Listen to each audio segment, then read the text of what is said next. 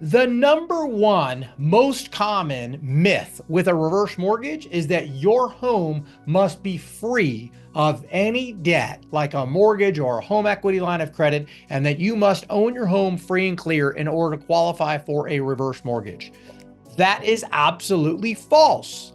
One of the most popular reasons, actually, that homeowners do reverse mortgages is to pay off an existing mortgage or pay off a home equity line of credit, also known as a HELOC.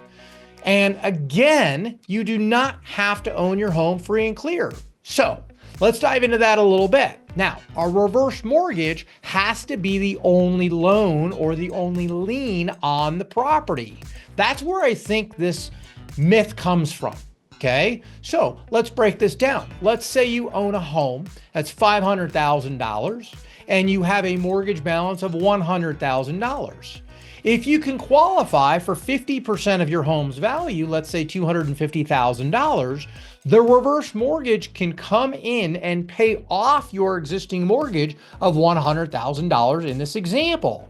So what that's going to do is it's going to pay off your existing mortgage. That's going to be removed from the title of your home, and we're going to replace that loan with a new loan called a reverse mortgage. It's that simple.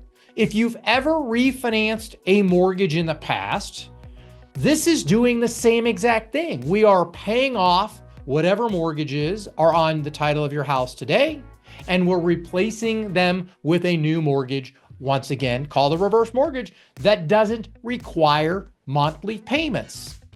Hopefully that provides a lot of clarity, once again, on the number one myth about having to own your home free and clear. All right,